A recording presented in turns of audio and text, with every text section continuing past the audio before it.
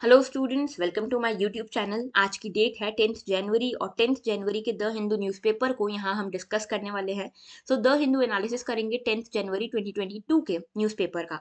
शुरू करते हैं। हम देख लेते हैं पहले आप किस किस मीडियम से मुझसे कनेक्ट कर सकते हो। टेलीग्राम पे ये हमारा चैनल है, मयूरी भागवानी के नाम से मैं आपको मिल जाऊंगी। इसकी लिंक भी आपको डिस्क्रिप्शन बॉक्स में मिल जाएगी। इस टेलीग्राम चैनल का यूज़ ये है कि यहाँ पे हम डेली पीडीएफ पोस्ट करते हैं इस लेक्चर की। हालांकि ये पीडीएफ आपको डिस्क्रिप्शन बॉक्स में भी मिल जाएगी हर शाम को 5 बजे। ओके, इसके अलावा यहाँ पे हम क्विज कंडक्ट कराते हैं, जो भी करंट अफेयर्स हमने आज लिए उससे रिलेटेड। और साथ में पोल्स भी कुछ होते रहते हैं जिसमें मुझे आपका अगर ओपिनियन जानना होता है तो मैं उन पोल्स के थ्रू ये जान लेती हूँ। इसके अलावा अगर आपको कोई भी क्वेरी हो, कोई भी फीडबैक देना हो तो आप मुझे इस मेल आईडी पे या फिर इस ट्विटर आईडी के थ्रू कनेक्ट करके दे सकते हैं। ओके, अब आज के टॉपिक्स देख लेते हैं। जीएस 1 में हम कल्चर में से डिस्कस करेंगे वीर बाल दिवस के बारे में और जल्लीकट्टू फेस्टिवल के बारे में। जीएस 2 में हम देखेंगे इंटरनेशनल रिलेशन में एआईआईबी यानी कि एशिया इन्वेस्टमेंट बैंक के बारे में। इसके अलावा श्रीलंका का और चाइना का क्या इशू चल रहा है डेट को लेकर, ये देखेंगे। गवर्नमेंट पॉलिसीज में से देखेंगे कंट्रोल रेदर देन प्राइवेसी, ये एक एडिटोरियल है। इसके साथ एक एक्सप्लेनर आर्टिकल आया था न्यू माइक्रोचिप इन्फ्यूज्ड ई पासपोर्ट्स के बारे में, इसको देखेंगे।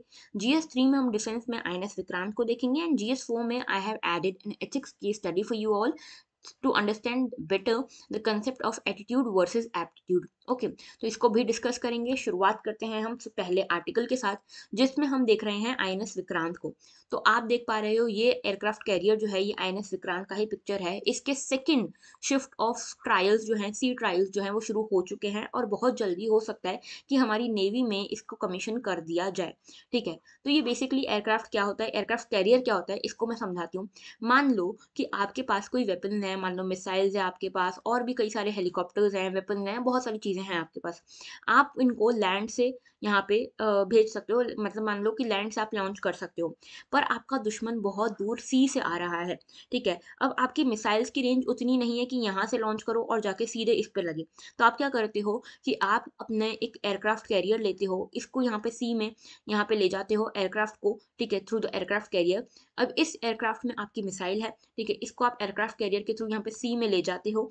इसके पास ले जाके यहाँ से आप एयरक्राफ्ट अपना उड़ाते हो और इसमें होता है आपका वेपन, मिसाइल वगैरह कुछ भी। यहाँ से आप इस मिसाइल या वेपन को लॉन्च करते हो और जाके ये गिरता है इस पे। समझ गए? तो बेसिकली ये कंसेप्ट है एयरक्राफ्ट कैरियर के पीछे। ये जो आपको दिख रही है ये रनवे, ये जो आपको रोड जैसा दिख रहा है ये रनवे जो है ये एयरक्राफ्ट के उड़ने के लिए एक फैसिलिटी है, सो दैट ये सी में भी एयरक्राफ्ट को उड़ा सकें और वहां से भी वेपन को लॉन्च कर सकें। ऑलराइट, अब देखते हैं हम आईएनएस विक्रांत के बारे में। देखो आईएनएस विक्रांत जो है ना ये हमारे देश का पहला इंडिजीनियस एयरक्राफ्ट है। ठीक है, इंडिजीनियस एयरक्राफ्ट कैरियर है, I am sorry, indigenous aircraft carrier है, इसलिए इसको IAC-1 भी कहते हैं। इसका नाम विक्रांत क्यों रखा गया? विक्रांत इसीलिए इसका नाम रखा गया क्योंकि पहले हमारे पास एक और एयरक्राफ्ट कैरियर हुआ करता था जिसका नाम विक्रांत था। हालांकि वो इंडिजीनियस नहीं था, यूके से हमने लिया था 1961 में। और इस आईएनएस विक्रांत ने, जो पुराना वाला आईएनएस विक्रांत था यूके वाला, उसने एक बहुत बड़ी भूमिका निभाई थी 1971 की जो इंडो पाक वॉर थी उसमें। उसी के नाम पे जो नया वाला हमारा जो इंडिजीनियस एयरक्राफ्ट कैरियर है उसका हमने नाम विक्रांत रखा है। इसमें इंडिजीनियस क्यों कह रहे हैं हम? क्योंकि इसमें जो 76% मटेरियल और इक्विपमेंट लगा है वो इंडिया का है, इसीलिए कह रहे हैं हम कि इंडिजीनियस है, यानी कि इंडिया में बनाया गया है। ओके, अब इसमें कुछ एयर कंपोनेंट्स हैं, जैसे कि 30 एयरक्राफ्ट इसमें लग सकते हैं, जिसमें MiG-29 के फाइटर जेट है, कामोव 31 ये एयरबॉर्न अर्ली वार्निंग हेलीकॉप्टर्स हैं। इसके साथ MH-60R ये मल्टी रोल हेलीकॉप्टर्स हैं। और इंडिजीनियस कुछ एडवांस फ्लाइट हेलीकॉप्टर्स भी हैं जो इसके अंदर इंडक्ट हो सकते हैं। साथ में इसकी स्पीड 30 नॉट्स तक है, जो काफ़ी हाई है। ठीक है, इसका एंड्योरेंस 7500 नॉटिकल माइल्स तक है। तो ये बहुत अच्छी इसकी स्पीड है, बहुत अच्छा इसका जो सब कुछ है, कॉन्फ़िगरेशन काफ़ी अच्छा है। इसके साथ-साथ जो शिप बॉर्न वेपन है इसके, वो क्या-क्या हैं? तो देखो एक बराक जो है low range surface to air missile होती है, ये यहाँ पे इससे लॉन्च की जा सकती है। इसके साथ-साथ AK-630 है। इसके साथ-साथ कुछ रडार्स हैं और कुछ इलेक्ट्रॉनिक वारफेयर सूट है जिसका नाम शक्ति है। क्या ज़रूरत क्या है, सिग्निफिकेंस क्या है इस एयरक्राफ्ट कैरियर की? तो देखो सबसे पहला तो ये कि यहाँ पे कॉम्बैट और सी कंट्रोल कैपेबिलिटी हमारे पास ऐड होगी। इंडियन ओशन रीजन जो कि बहुत ही स्ट्रैटेजिक लोकेशन है, बहुत ही इंपॉर्टेंट लोकेशन है जियोपॉलिटिक्स और जियो इकोनॉमिक्स के लिए, उसकी सी कंट्रोल कैपेबिलिटी हमारे पास आ जाएगी। दूसरी चीज़ ये कि हमारे पास एयर पावर में भी एबिलिटी बढ़ जाएगी।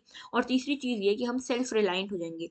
आज की डेट पे सिर्फ 5 से 6 कंट्रीज ऐसी हैं जिनके पास कैपेबिलिटी है अपने खुद के इंडिजीनियस एयरक्राफ्ट कैरियर की, जिसमें India has now joined this elite club. Right. इसके अलावा फ्यूचर एंडेवर्स की बात करें तो देखो हमारी जो नेवी है वो यहाँ पे सेकंड एयरक्राफ्ट कैरियर भी बनाना चाह रही है इंडिजीनियस, तो जिसका नाम दिया गया है ISC-2। ठीक है, इसका नाम सोचा गया है INS विशाल। ठीक है, और ये बहुत बड़ा होगा, जायंट होगा देन विक्रांत इवन। ठीक है, तो विक्रांत से भी बड़ा होने के यहाँ पे प्रपोजल है विशाल के, यानी कि अभी तक इसका कोई प्रपोजल पास नहीं किया गया, अभी बस ऐसा सोचा जा रहा है। ऑलराइट, तो ये हमको ध्यान रखना है। आगे बढ़ते हैं नेक्स्ट इशू की तरफ। Farmer RBI governor Urjit Patel joins Beijing based AIIB। तो ये AIIB है क्या? तो ये है एशिया इंफ्रास्ट्रक्चर इन्वेस्टमेंट बैंक। ठीक है, एशिया इंफ्रास्ट्रक्चर इन्वेस्टमेंट बैंक है ये। अब इसके बारे में न्यूज़ हम पहले बाद में देखेंगे, पहले हम देखते हैं एशिया इंफ्रास्ट्रक्चर इन्वेस्टमेंट बैंक है क्या। तो ये एक मल्टीलेटरल डेवलपमेंट बैंक है। ठीक है, जिसका मिशन है सोशो इकोनॉमिक आउटकम्स को एशिया और उसके बियॉन्ड वाला जो रीजन है उसमें अच्छा करना, इंप्रूव करना। तो सबसे पहले 57 फाउंडिंग मेंबर्स ने इसको बनाया था अंडर एन एग्रीमेंट, जिसके अंतर्गत इनको मेंबरशिप मिली थी। इसके हेडक्वार्टर्स बीजिंग में है और इसने 2016 में काम करना शुरू किया था। समझ गए? तो यहाँ पे भले ही इसका नाम एशिया इंफ्रास्ट्रक्चर इन्वेस्टमेंट बैंक है, लेकिन ऐसा नहीं कि सिर्फ एशिया को के लिए ही काम करती है, ये एशिया और उसके बियॉन्ड भी काम करती है ये बैंक। ओके, अब इसका एम था कि यहाँ पे एक सस्टेनेबल इंफ्रास्ट्रक्चर हम क्रिएट कर पाए प्रोडक्टिव सेक्टर्स में, जो भी हमारा जो एशिया वाला रीजन है और उसके जो बियॉन्ड रीजन है उसमें सस्टेनेबल इंफ्रास्ट्रक्चर डेवलप कर पाए। ऐसा इंफ्रास्ट्रक्चर जो लोगों को कनेक्ट करे, सर्विसेज को, मार्केट्स को कनेक्ट करे और बेसिकली बेटर फ्यूचर दे वहाँ के लोगों को। मेंबरशिप की बात करें तो आज की डेट में 100 प्लस, आई थिंक 104 मेंबर्स हैं आज की डेट में, और G20 के लगभग 14 नेशंस इसके पार्ट हैं। ठीक है, तो फ्रांस, जर्मनी, इटली, UK, ये देखो ये सब क्या है, ये यूरोप का पार्ट है, लेकिन फिर भी यहाँ पे ये AIIB का पार्ट बने हैं, मेंबर्स हैं। वोटिंग राइट्स की बात करें तो चाइना यहाँ पे एक डोमिनेटिंग मेंबर है। चाइना जो है लार्जेस्ट शेयर होल्डर है, लगभग 26% जो शेयर है वो चाइना होल्ड करता है। उसके बाद इंडिया है 7% पे, रशिया है 6% पे और जर्मनी है 4% पे। इसमें जो रीजनल मेंबर्स हैं वो लगभग 75% होल्ड करते हैं वोटिंग पावर्स को। एक चीज याद रखना कि इसमें US और जापान ये दोनों शामिल नहीं है। ठीक है, क्यों? क्योंकि चाइना से इनकी बनती कम है। ठीक है, और एक तरह से इनके पास भी अपने अपने बैंक्स हैं, इसके बारे में मैं आपको बताऊंगी। तो ये दोनों जो हैं US और जापान वो इसके पार्ट नहीं है, इसका हिस्सा नहीं है। अब ऑर्गन्स क्या क्या हैं AIIB के? तो एक है बोर्ड ऑफ गवर्नर्स, जो कि यहाँ पे हर कंट्री जो है यहाँ पे अपना एक गवर्नर और एक अल्टरनेट गवर्नर यहाँ पे देती है। यहाँ पे हर जो बोर्ड ऑफ गवर्नर है इसमें हर कंट्री का एक गवर्नर और एक अल्टरनेटिव गवर्नर रहता है। इसके अलावा बोर्ड ऑफ डायरेक्टर है जो कि non resident board of director है। यहाँ पे ये सारे ही ऑपरेशंस के लिए सारे ही पावर्स जो डेलीगेट होते हैं बोर्ड ऑफ गवर्नर्स के पास, उनको एक्सरसाइज करने का काम करती है। इसके अलावा एक इंटरनेशनल एडवाइजरी पैनल होती है। ठीक है, जो कि एडवाइस वगैरह का काम करती है, स्ट्रेटजीज कैसी होनी चाहिए, पॉलिसीज कैसी होनी चाहिए, इसकी बात करती है। और एक और चीज मैं आपको बताना चाहती थी कि बहुत सारे फाइनेंशियल इंस्टीट्यूशन हमारे लिए इंपॉर्टेंट होते हैं, उनकी एक लिस्ट मैंने यहाँ पे दी है। वर्ल्ड बैंक, IMF, ADB यानी कि एशिया डेवलपमेंट बैंक और AIIB। देखो जो मैं बात कर रही थी ना वर्ल्ड बैंक और IMF के बारे में, तो आपको पता होगा दोनों ही 1944 के बैंक हैं, दोनों में ही 188 कंट्रीज आज की डेट में है। US दोनों में ही लार्जर शेयर होल्डर है। इसके अलावा इसमें देखो वर्ल्ड बैंक का काम क्या होता है कि पावर्टी रिड्यूस करना, सस्टेनेबल डेवलपमेंट की तरफ बढ़ना, लेकिन IMF का काम होता है मॉनेटरी स्टेबिलिटी देना। मतलब बेसिकली क्या होता है कि अगर किसी कंट्री को डेवलपमेंट करना है, डेवलपमेंट के लिए उसको पैसे चाहिए, तो वो वर्ल्ड बैंक के पास जाता है। लेकिन किसी कंट्री के पास खाने पीने के ही लाले हो गए हैं, किसी के पास पैसा ही नहीं है, बिल्कुल इकोनॉमिक क्राइसिस चल रहा है, तो वो जाता है IMF के पास। ठीक है, हमने दोनों से ही बैंक से यहाँ पे पैसे लिए हुए हैं, दोनों से ही लोन्स लेते ही रहते हैं हम। ठीक है, हालांकि IMF से हमने 1991 में यहाँ पे लोन लिया था, जब हमारी जो बहुत बड़ा इकोनॉमिक क्रंच आया था, जिसके बाद हमने LPG रिफॉर्म्स लाए थे। ठीक है, तो ये सब ऐसा होता है। इसमें स्टाफ जानना जरूरी नहीं है, कैपिटल थोड़ा सा जान सकते हो। यहाँ पे 200 बिलियन का है, यहाँ पे 370 बिलियन का है। US के पास वीटो पावर है, यहाँ पे भी US के पास वीटो पावर है, और यहाँ पे दोनों ही वॉशिंगटन में है। ठीक है, तो मेजर जो डिफरेंस है वो सिर्फ एम में है, बाकी सब कुछ लगभग सेम है। ऑलराइट, ADB और AIB के बारे में बात करते हैं। ये दोनों जो है रीजनल बैंक हैं। ये एशिया डेवलपमेंट बैंक है और ये एशिया इंफ्रास्ट्रक्चर इन्वेस्टमेंट बैंक है। ये 1966 में आया था, ये आया 2015 में, हालांकि ये ऑपरेशनलाइज 2016 में हुआ।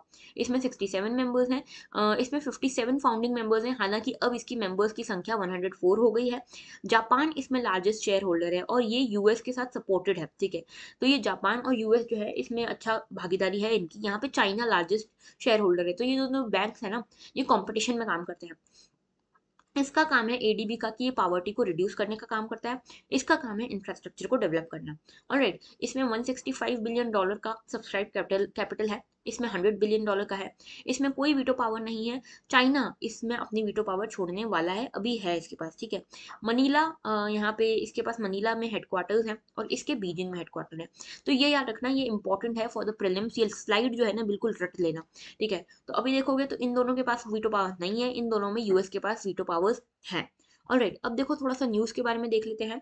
जो एआईआईबी है, बीजिंग बेस्ड एआईआईबी जो है बैंक जो है, इसमें हमारे जो आरबीआई गवर्नर रहे हैं, farmer RBI governor Urjit Patel, इनको यहाँ पे 3 साल का टर्म यहाँ पे सर्व करने को मिला है। और ये जो 5 वाइस प्रेसिडेंट्स होते हैं इस बैंक के, उसमें से एक वाइस प्रेसिडेंट ये चुने गए हैं इस बैंक के, ठीक है। तो यहाँ पे ये जो है, ये एक तरह से सॉवरेन और नॉन सॉवरेन जो भी लेंडिंग होगी साउथ एशिया में, इसको यहाँ पे ये कंट्रोल करेंगे, समझ गए। तो ये एक छोटी सी न्यूज़ थी जो आपको पता होना चाहिए। अच्छा, कुछ चीज़ें और कि एआईआईबी का इंडिया के साथ कैसा रिलेशन है, ठीक है।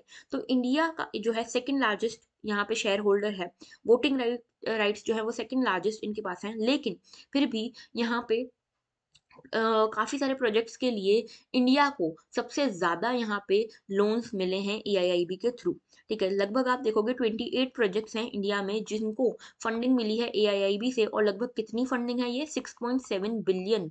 तो $6.7 बिलियन जितनी यहाँ पे फंडिंग मिली है इंडिया को इस बैंक से। और अभी recently Chennai metro rail system के लिए भी यहाँ पे मिली थी लगभग $365 मिलियन का लोन यहाँ पे मिला था एआईआईबी से इंडिया को। ऑलराइट, तो एक बहुत बड़ा शेयर जो है लोन्स का इंडिया के पास जाता है। आगे बात करते हैं नेक्स्ट इशू की, Veer Baal Diwas to be observed on December 26 prime minister. तो हमारे प्राइम मिनिस्टर जी ने ये कहा है कि यहाँ पे गुरु गोविंद सिंह जो है, गुरु गोविंद सिंह के जो 4 बेटे थे, गुरु गोविंद सिंह के 4 बेटे थे, जिसमें से 2 बेटे थे जिनका नाम था साहिबजादा जोरावर सिंह और साहिबजादा फतेह सिंह। ये बहुत ही छोटे थे, लगभग 6 और 9 साल के ये दोनों हुआ करते थे। उस टाइम पे इन दोनों जो बच्चे हुआ करते थे, गुरु गोविंद सिंह जी के जो 2 बच्चे थे, उनकी यहाँ पे डेथ हो गई थी, उनको मार दिया गया था मुगल आर्मी के द्वारा, मुगल फोर्सेस के द्वारा, ठीक है। तो यहाँ पे इनकी, ये जो मुगल फोर्सेस ने यहाँ पे इनकी किलिंग की थी, इनको माना जाता है कि ये मार्टियर्स हुए थे, शहीद हुए थे, और इन्हीं के इस करेज को दिखाने के कारण, इन्हीं की इस जो बहादुरी इन्होंने दिखाई, इसको होमेज पे करने के लिए हमारे प्राइम मिनिस्टर जी ने ये कहा है कि December 26 को हम यहाँ पे वीर बाल दिवस सेलिब्रेट करेंगे। ऑलराइट, तो अब हम थोड़ा सा गुरु गोविंद सिंह जी के बारे में जान लेते हैं। गुरु गोविंद सिंह, अच्छा अभी ही गुरुपुरब गया है, अभी ही इनका जो बर्थडे होता है, बर्थ एनिवर्सरी, वो सेलिब्रेट की गई थी, शायद संडे को थी, ठीक है। तो इसके बारे में इसीलिए ज़रूरी है गुरु गोविंद सिंह जी के बारे में जानना। 10th सिख गुरु थे ये, ठीक है। तो 10th सिख गुरु सबसे पहले कौन से थे, आप मुझे बताओगे इन द कमेंट सेक्शन। अच्छा, पहला वाला मैं पूछना भूल गई आपसे क्वेश्चन, एक तो ये आप बताओगे, ये आपका सेकंड क्वेश्चन है ना। गुरु गोविंद सिंह का के पहले जो फर्स्ट गुरु थे, सिख गुरु, वो कौन थे, ये आप बताओगे, ये आपका सेकंड क्वेश्चन है। फर्स्ट क्वेश्चन क्या है, फर्स्ट क्वेश्चन ये है कि हमने आईएनएस विक्रांत के बारे में पढ़ा। एक अभी आप मुझे बताओगे कि हमारे देश में अभी एयरक्राफ्ट कैरियर कौन सा है और कितने हैं। अभी हमारे देश में ऑपरेशनल जो एयरक्राफ्ट कैरियर है वो कौन सा है, और कितने एयरक्राफ्ट कैरियर हमारे देश में आज की डेट में ऑपरेशनलाइज हो रहे हैं। पहला क्वेश्चन ये है। दूसरा क्वेश्चन आपका ये है कि आप बताओगे पहले सिख गुरु कौन थे। ओके, दूसरा इसके बारे में हम देखते हैं गुरु गोविंद जी के बारे में, कि यहाँ पे ये पटना में इनका जन्म हुआ था 1666 में, और इसका इनका जो बर्थडे होता है ये एनुअली सेलिब्रेट किया जाता है according to the Nanakshahi calendar, ठीक है। और इनके पहले इनके फादर जो थे गुरु तेग बहादुर जी, ये 9th सिख गुरु रहे थे। इनकी डेथ हुई, उसके बाद ये गुरु गोविंद सिंह जी जो 9 इयर्स के ही थे सिर्फ उस टाइम पे, उनको यहाँ पे राजगद्दी दी गई, यहाँ पे 10th गुरु बनाया गया, 10th सिख गुरु बनाया गया only at the age of 9 years. इसके अलावा इन्होंने यहाँ पे 5 केस इंट्रोड्यूस किए, ठीक है, खालसा पंथ की स्थापना की। अब ये 5 के क्या है इनको भी हम देखेंगे। इन्होंने टर्बन यहाँ पे एक इंट्रोडक्शन किया टर्बन का। आपने देखा होगा जो सिख लोग टर्बन पहनते हैं, ऊपर पगड़ी जैसा कुछ पहनते हैं, वो यहाँ पे गुरु गोविंद सिंह जी ने यहाँ पे इंट्रोड्यूस की थी। ओके, इसके अलावा ये हाईएस्ट ऑर्डर जो है सिख कम्युनिटी का, ये डेवलप किया था in the form of Khalsa इन्होंने, ठीक है। तो Khalsa basically military form of organisation था सिख कम्युनिटी का, जिसको हम खालसा कहते हैं, ठीक है। तो यहाँ पे गुरु गोविंद सिंह जी जो है, यहाँ पे गुरु गोविंद सिंह जी के मॉरल्स और कोड ऑफ डिसिप्लिन बहुत ही स्ट्रिंजेंटली फॉलो की जाते हैं, रिलीजियसली फॉलो की जाते हैं। फाइनली 1705 में एक बैटल ऑफ मुक्तसर हुई मुगल्स के साथ, यहाँ पे गुरु गोविंद सिंह जी की लड़ाई हुई, जिसमें खालसा ने लड़ाई करी गुरु गोविंद सिंह जी के तरफ से, और इसमें 1708 में गुरु गोविंद सिंह जी को असैसिनेट कर दिया गया बाय द मुगल फोर्सेस। और इसके बाद गुरु गोविंद सिंह ने पहले से ही यहाँ पे अनाउंस कर दिया था कि इसके बाद गुरु ग्रंथ साहिब जो होंगे, जो कि एक रिलीजियस टेक्स्ट है, ये खालसास और सिख्स इन दोनों के लास्ट गुरु होंगे, ठीक है, नेक्स्ट गुरु होंगे, यानी कि 11th एंड लास्ट गुरु होंगे। इसके बाद और कोई भी गुरु नहीं बनेगा। तो ग्रंथ साहिब जो है ये लास्ट गुरु हैं, नेक्स्ट गुरु हैं दोनों कम्युनिटीज के, खालसास और सिख के, समझ गए। इसके बाद देखो कुछ चीजें मैं बता दूं। हम बात करते हैं 5 केस की। तो ये 5 केस कौन कौन है? एक है कंगा, फिर है केश, फिर है कड़ा, फिर है कृपाण और एक है कचेरा। तो देखो कंगा जो होता है यानी कि कॉम जो है नॉर्मल सी, इसका सिंबल ये होता है कि क्लीनलीनेस आपको रखनी है अपनी लाइफ में। केश जो है इसमें ये सिंबलाइज करता है स्पिरिचुअल पावर को। कड़ा जो है ये सिंबलाइज करता है आपकी यूनिटी को, आपकी सेल्फ आपके आप अपने आप को, सेल्फ को, और साथ में कांस्टेंट लर्निंग को। कृपाण जो है ये आपको रिस्पेक्ट और जस्टिस को ये सिंबलाइज करता है। और कछेरा जो है ये आपकी मॉडेस्टी को सिंबलाइज करता है। ओके, आगे बात करते हैं नेक्स्ट इशू की। Jallikattu band in Vellore near by district in Tamil Nadu ahead of Pongal. तो देखो बेसिकली क्या है, जल्लीकट्टू एक ट्रेडिशनल फेस्टिवल है तमिलनाडु का, कर्नाटक का, यहाँ पे ये सब मनाया जाता था, ठीक है। जल्लीकट्टू जो है यहाँ पे होता क्या है, बुल टेमिंग होती है। ये आप देख रहे हो बुल, ठीक है। तो बुल को यहाँ पे कंट्रोल करने का एक तरह से फेस्टिवल है, ट्रेडिशनल फेस्टिवल मनाया जाता है। इसके ऊपर अभी रोक लगाई गई है तमिलनाडु में बिकॉज ऑफ द कोविड, ठीक है। तो कोविड के जो राइजिंग केसेस है उसके कारण यहाँ पे जो पोंगल पे मनाया जाने वाला जल्लीकट्टू है इसके ऊपर बैन लगाया गया है इस समय के लिए। ओके, तो यहाँ हम देखते हैं जल्लीकट्टू के बारे में। बहुत ज्यादा फेमस हुआ था लास्ट कुछ सालों में ये। तो जल्लीकट्टू क्या है? एक ट्रेडिशनल फेस्टिवल है, 2000 साल पुराना फेस्टिवल है, जिसमें कि कॉम्पिटिटिव स्पोर्ट खेला जाता है पोंगल में हर बार। यहाँ पे क्या होता है कि बुल ओनर्स जो है उनको ऑनर किया जाता है। कैसे? ये देख रहे हो पिक्चर, यहाँ पे ये है बुल, ठीक है। ये सारे जो यहाँ पे आपको येलो टी शर्ट में दिख रहे हैं ये सब लोग इस बुल को कंट्रोल करने की कोशिश कर रहे हैं। अब यहाँ पे क्या होता है, यहाँ पे एक तरह से बुल ओनर्स को किस तरह से ऑनर किया जा रहा है। तो बुल ओनर तो यहाँ पे कहीं पे भी पिक्चर में नहीं दिख रहा है। होता क्या है कि ये जो बुल ओनर है उसने इस मेल बुल को यहाँ पे प्रॉपरली यहाँ पे इसकी पूरी देखरेख की है, इसको पूरा पोसा है। तो ये जो मेल बुल है इसको यहाँ पे पाल पोस के बड़ा किया है। और अब इन बुल ओनर्स को किस तरह से ऑनर किया जाता है कि जो मेल बुल है इसको इस ट्रेडिशनल फेस्टिवल में लाया जाता है। अगर इस येलो टी शर्ट वालों में से किसी ने भी इसको टेम कर लिया, इसको कंट्रोल कर लिया, तो ये जीते। और अगर कोई भी इसको कंट्रोल नहीं कर पाया तो जो बुल ओनर है उसको प्राइज मनी जाता है। इस तरह से यहाँ पे बुल ओनर को यहाँ पे सपोर्ट किया जाता है और बुल ओनर जो है उनको ऑनर किया जाता है। तो यहाँ पे एक वायलेंट स्पोर्ट है ये, जिसमें कि कंटेस्टेंट जो है ये बुल को टेम करने की कोशिश करते हैं, और अगर कर लेते हैं तो प्राइज मिलता है इनको, और अगर फेल हो जाते हैं टेम करने में तो जो बुल ओनर है उसको प्राइज मिलता है। सेकेंड वीक ऑफ जनवरी में जनरली मनाया जाता है तमिल फेस्टिवल जो है पोंगल उसके टाइम पे। दूसरी चीज ये कि जल्लीकट्टू जो है यहाँ पे जो प्योर ब्रीड नेटिव बुल्स हैं उनको यहाँ पे प्रिजर्व करने की तरफ एक इशारा है ये। बेसिकली क्या होता है कि अगर इनको यहाँ इस फेस्टिवल्स में नहीं लाया जाएगा, इसके थ्रू अगर बुल ओनर्स कुछ कमा नहीं पाएंगे, तो क्या होता है बुल्स को जनरली यहाँ पे मीट के लिए दे दिया जाता है, और या फिर एग्रीकल्चर में प्लॉइंग के लिए दे दिया जाता है, जिसके कारण यहाँ पे एक तो बुल्स की जान को खतरा होता है, दूसरा इनको बुल ओनर्स को भी ज्यादा कुछ मिल नहीं पाता। इसीलिए ये फेस्टिवल ट्रेडिशनली भी इम्पोर्टेंट है और इकोनॉमिकली भी इम्पोर्टेंट है बुल ओनर्स के लिए। ओके, अब इसमें देखो कुछ ब्रीड्स हैं जैसे कि कंगायाम है, पुलिकुलम है, उम्बल चेरी है, बरगुर है, मलाई माड़ू है। ये सब जो है यहाँ पे कैटल ब्रीड्स है, नेटिव कैटल ब्रीड्स है इस बुल्स की, ठीक है। और यहाँ पे बेसिकली क्या होता है, जो बुल ओनर है ना उसकी जो रिस्पेक्ट होती है काफी ज्यादा होती है locally because of this festival. इसीलिए ये फेस्टिवल बहुत ज्यादा इंपॉर्टेंट है यहाँ के कल्चर के लिए। अब हुआ क्या, यहाँ पे कुछ लीगल इंटरवेंशन है। कुछ जो एनिमल वेलफेयर ऑर्गेनाइजेशन थी 2011 में, उन मतलब कंटिन्यूसली एक प्रोटेस्ट चल रहा था कि इस तरह के जो फेस्टिवल्स हैं उनको हमको रोकना चाहिए। कहाँ से? एनिमल वेलफेयर जो ऑर्गेनाइजेशन है उनकी तरफ से ये प्रोटेस्ट चल रहा था। 2011 में फाइनली क्या हुआ, सेंटर ने बोला कि जो बुल्स हैं उनको लिस्ट ऑफ एनिमल्स में शामिल किया जा रहा है जिनको आप ना ट्रेन कर सकते हो ना ही इनका एग्जीबिशन कर सकते हो। तो ये प्रोहिबिटेड है इनको ट्रेन करना, इनका एग्जीबिशन करना। 2014 में सुप्रीम कोर्ट ने एक यहाँ पे जजमेंट दी जिसमें इन्होंने बोला कि जो बुल टेमिंग फेस्टिवल है, बुल टेमिंग स्पोर्ट है जल्लीकट्टू, इसको यहाँ पे हम बैन करते हैं। ठीक है। तो यहाँ पे करंट लीगल पोजीशन क्या है, अभी तो जल्लीकट्टू यहाँ पे खेला जा रहा है। तो बेसिकली सारी जो स्टेट गवर्नमेंट है उन्होंने यहाँ पे अपना अपना स्टैंड लिया। तमिलनाडु ने कहा कि हम इसको लीगलाइज करते हैं इस इवेंट को। इसके अगेंस्ट फिर एक पिटीशन गई 2018 में सुप्रीम कोर्ट के पास। सुप्रीम कोर्ट ने यहाँ पे कॉन्स्टिट्यूशनल बेंच को ये जल्लीकट्टू वाला जो केस है वो रेफर कर दिया, जो अभी तक पेंडिंग है, इसके ऊपर रिजॉल्व नहीं हुआ है। तो बेसिकली जो इशू है वो है क्या, जल्लीकट्टू जो ट्रेडिशन है वो बोलता है कि यह कल्चरल राइट है तमिलनाडु के लोगों का, ठीक है। तो ये फंडामेंटल राइट है अंडर आर्टिकल 29, ये बोलता है यहाँ के लोग ये बोलते हैं कि आर्टिकल 29 के अंतर्गत ये हमारा कल्चरल राइट है।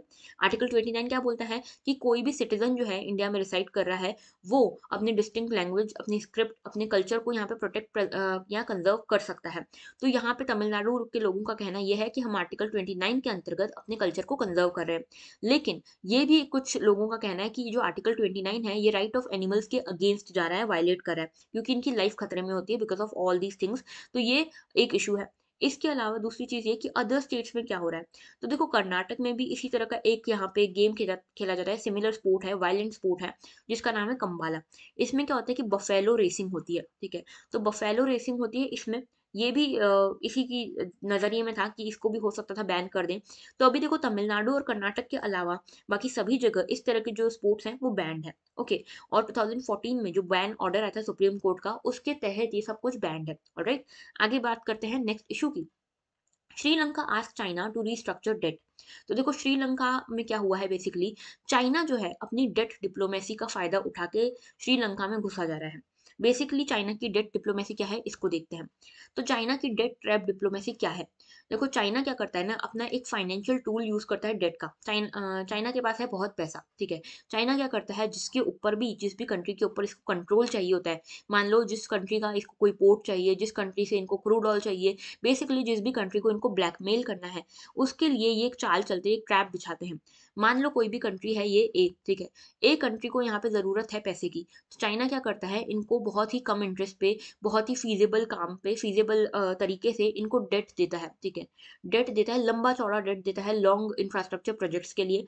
और इस इंफ्रास्ट्रक्चर प्रोजेक्ट में, अब आपको पता है इंफ्रास्ट्रक्चर प्रोजेक्ट कितने लंबे लंबे खींचते हैं, ठीक है। फाइनली जब ए, क्योंकि अपना इतने सारे इतने बड़े बड़े इंफ्रास्ट्रक्चर प्रोजेक्ट्स के कारण इन्होंने पैसा ले तो लिया, अब इनका इकोनॉमिक इशू, जो इकोनॉमिक स्थिति है वो इतनी अच्छी नहीं है कि ये इस डेट को चुका पाए। तो ये अब मजबूर होते हैं, हो जाते हैं कि अब क्या करें।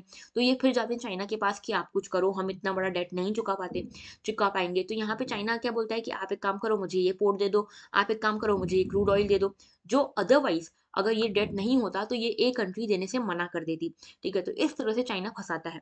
तो बेसिकली चाइना ये फाइनेंशियल टूल जो है डेट का वो यूज करता है वर्ल्ड को इन्फ्लुएंस करने के लिए, और इंडिया के आसपास जो नेबरिंग कंट्रीज हैं उनमें पावर को ग्रैब करने के लिए, जो कि जिसके कारण कि इंडिया के लिए जो पॉलिटिकल और सिक्योरिटी थ्रेट्स है वो बढ़ते जा रहे हैं। तो ये चाइना की डेट ट्रेड पॉलिसी है क्या, डिप्लोमेसी है क्या।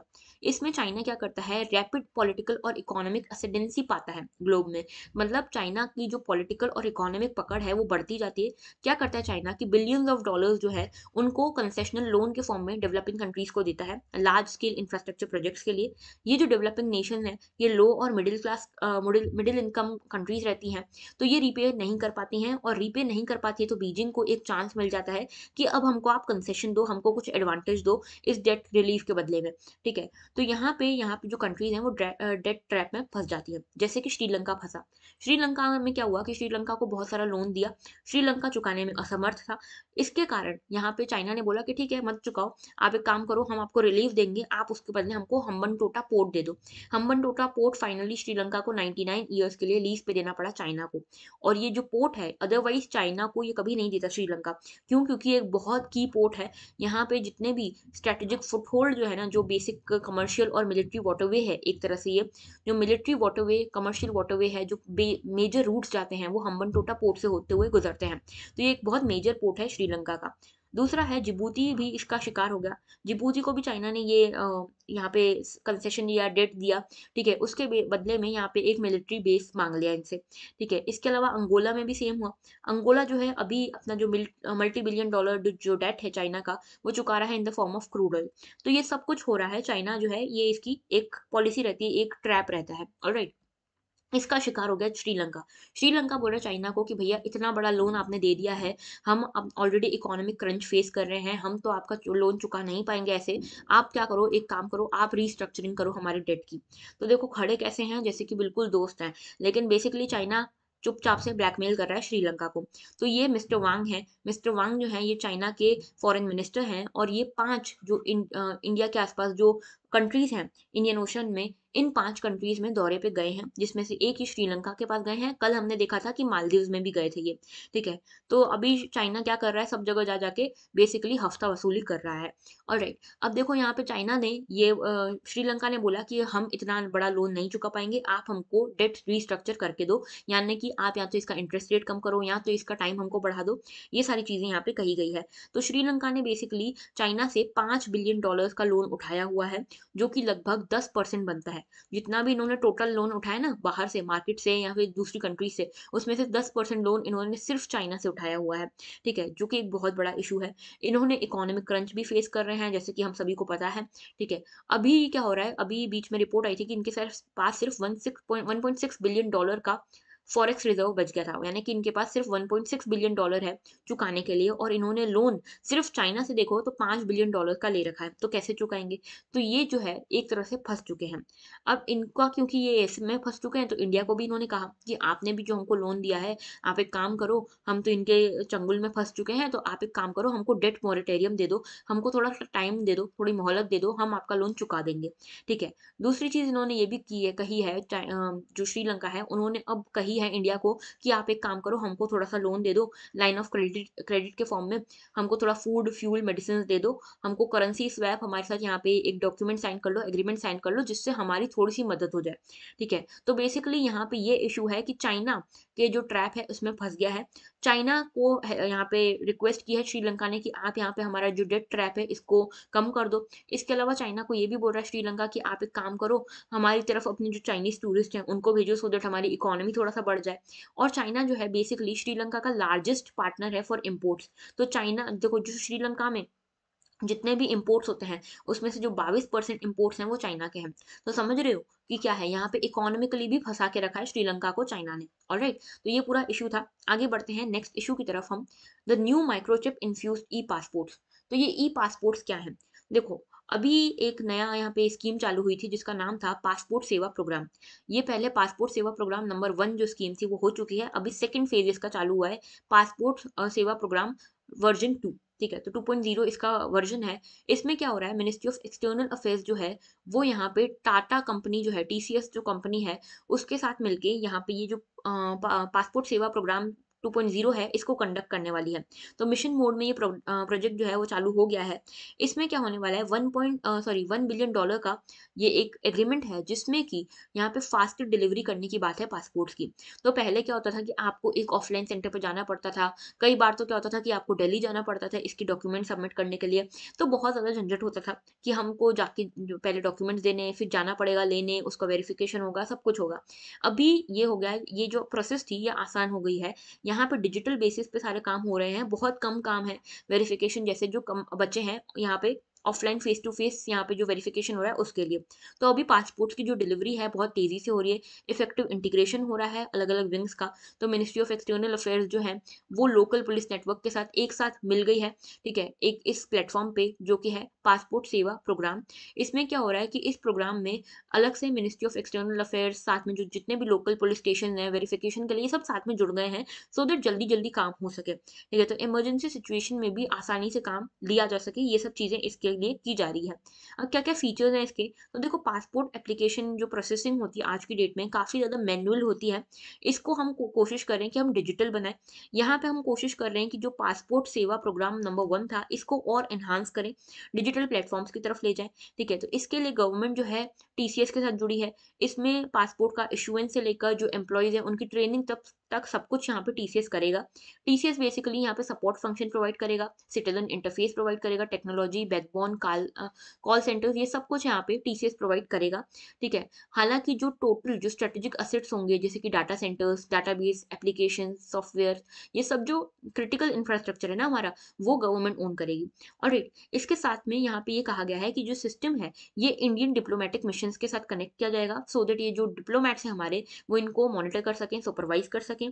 साथ में यहाँ पे जो पीपीपी देखने को मिल रहा है, यानी कि पब्लिक प्राइवेट पार्टनरशिप जो देखने को मिल रही है, वो यहाँ पे किस इशू को कवर करेगी? यहाँ पे गवर्नमेंट के पास अपने एम्प्लॉइज़ नहीं है, स्पेशली ट्रेन्ड एम्प्लॉइज़ अच्छे नहीं हैं, ठीक है? ज़्यादा है नहीं, शॉर्टफॉल है जो ट्रेन्ड एम्प्लॉइज़ हैं उनकी। तो यहाँ पे टीसीएस जो है वो अपने ट्रेन्ड एम्प्लॉइज़ देगी, यूज़र इंटरफेस देगी, जिससे कि गवर्नमेंट का काम कम हो जाए और जल्दी से जल्दी ये स्कीम अच्छे से लॉन्च हो सके। ओके, इसके साथ में यहाँ पे कुछ नए फीचर्स हैं पासपोर्ट के, जैसे कि जो नया फीचर ये इसमें लाया गया है वो ये कि यहाँ पे बायोमेट्रिक टेक्नोलॉजी यूज़ की जाएगी, आर्टिफिशियल इंटेलिजेंस यूज़ की जाएगी, auto response, natural language processing, cloud enablement, ये सब कुछ यहाँ पे यूज़ किया जाएगा। और इसमें एक ऐसा पासपोर्ट जनरेट होगा जिसका नाम है ई पासपोर्ट। ये ई पासपोर्ट में एक माइक्रोचिप होगी। ये माइक्रोचिप सारा का सारा बायोमेट्रिक डाटा जो होगी, सारा का सारा बायोमेट्रिक इन्फॉर्मेशन जो है वो होल्ड करके रखेगी।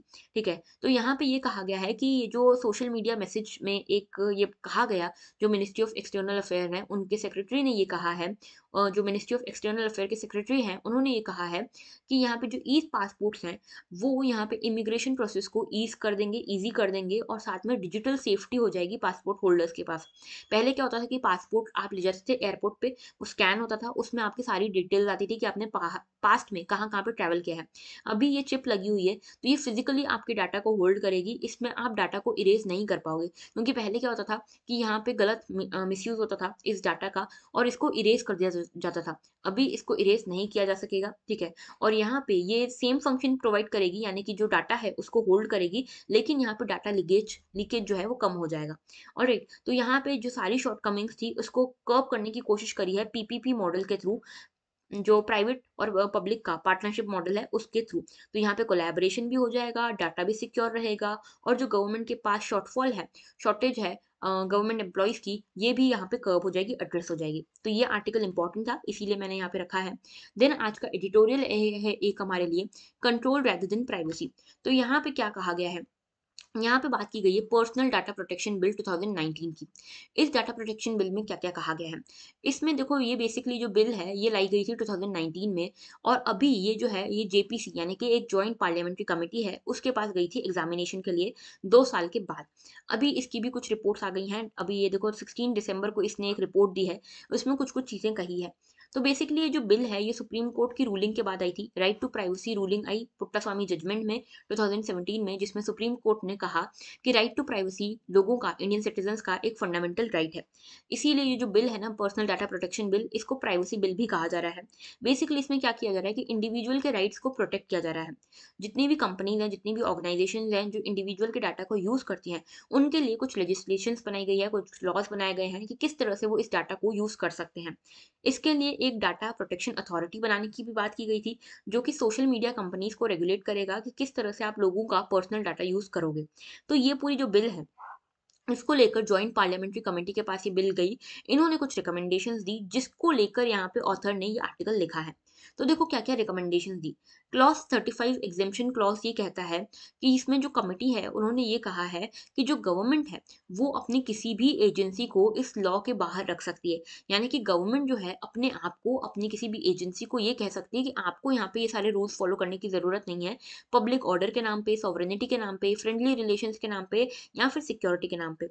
दूसरी चीज़ ये कि यहाँ पे क्लॉज़ 94 है, जिसमें गवर्नमेंट के पास सारी पावर्स हैं कि किस तरह से जो डाटा फिड्यूशरी है, यानी कि हम, आप और मैं जैसे लोग जो हैं, जिनका डाटा यहाँ पे यूज़ हो रहा है, ठीक है? तो यहाँ पे जो डाटा फिड्यूशरी हैं, उनका डाटा किस तरह से शेयर होगा, किस तरह से ट्रांसफ़र होगा, किस तरह से ट्रांसमिट होगा, ये सारे जो रूल्स एंड रेगुलेशंस हैं, ये जो सारे डिसीजन हैं, ये गवर्नमेंट लेगी। हालाँकि कंसेंट होगा डाटा फिड्यूशरी का, हमारा का, यहाँ पे कंसेंट होगा, लेकिन जो डिसीजन होंगे ना, ये गवर्नमेंट के होंगे। फाइनली गवर्नमेंट ये कॉल लेगी कि किस तरह से जो लोग हैं, उनका सेंसिटिव सेंसिटिव पर्सनल डाटा जो है उसको शेयर करना है फॉरेन गवर्नमेंट के साथ। तो गवर्नमेंट के हाथ में है कि ये किया जा सकता है और यहाँ पे किस तरह से करना है, क्यों करना है कि नहीं करना है, ये गवर्नमेंट डिसाइड करेगी। ओके, तो ये सारी चीज़ें हैं। यहाँ पे भी कुछ रूल्स हैं, आप चाहो तो इनको पढ़ सकते हो, बहुत सारे हैं। इतना आपको याद रखने की ज़रूरत नहीं, देखो जब फाइनलाइज़ हो जाएगी ना तो हम इसको एक बार और देख लेंगे। अभी मैं आपको कुछ इसके इश्यूज़ बता देती हूँ जो इस आर्टिकल में ऑथर ने हमको बताए हैं। जैसे कि इधर इन्होंने बताया कि डाटा प्रोटेक्शन बिल जो है 2019 का, वो एक रे ऑफ होप के फॉर्म में आई थी जब पुट्टास्वामी जजमेंट आया, बी.एन. श्री कृष्णा कमिटी आई, उन्होंने ये बोला फाइनली कि जो प्राइवेसी है, अब हमारे लोगों को फाइनली ये प्राइवेसी मिलेगी, राइट टू प्राइवेसी मिलेगा।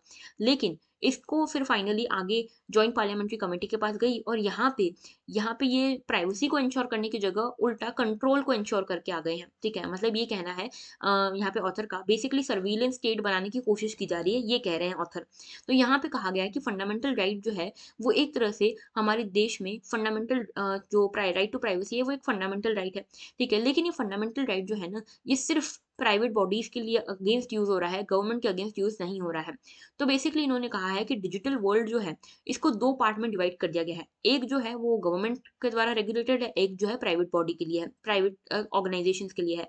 तो ये जो राइट टू प्राइवेसी है, ये जो पर्सनल डाटा प्रोटेक्शन बिल है, ये बेसिकली सिर्फ प्राइवेट सेक्टर को कर्व करने के लिए काम करेगा, गवर्नमेंट सेक्टर को कर्व करने के लिए काम नहीं करेगा। ये चीज़ यहाँ से क्लियर हो गई है आफ्टर दिस जेपीसी रिपोर्ट, ये कहते हैं ऑथर। ऐसा क्यों कह रहे हैं? क्योंकि ये कहते हैं क्लॉज 12 जो है वो गवर्नमेंट को एग्जेम्प्ट करता है, ठीक है? गवर्नमेंट एजेंसीज को एग्जेम्प्ट करता है और क्लॉज 35 जो है ये बोलता है कि आप गवर्नमेंट एजेंसी को पूरी तरह से एग्जेम्प्ट कर सकते हो, यानी कि गवर्नमेंट जिस भी एजेंसी को चाहे उसको यहाँ से एग्जेम्प्ट कर सकती है कि आपके ऊपर ये लॉ नहीं लगेगा।